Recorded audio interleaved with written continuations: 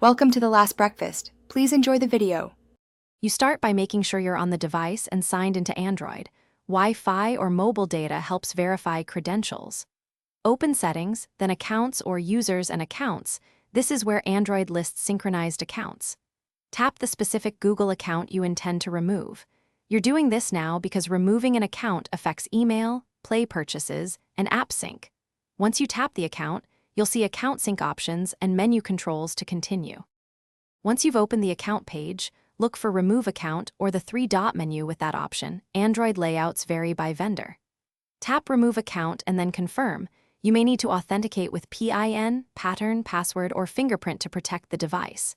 Make sure to read the warnings. Removing the account stops Gmail, Play, contacts sync, and may affect app licenses. If the account is the device owner, Android will force additional steps. Follow prompts carefully and wait for the operation to finish.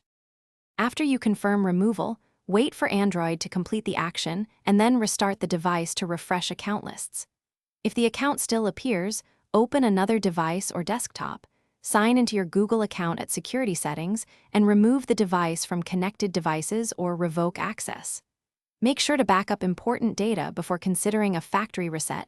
Use Reset only as a last resort because it erases apps and local files. If errors. Thanks for watching. If this was helpful, leave a like and consider subscribing. See you next time.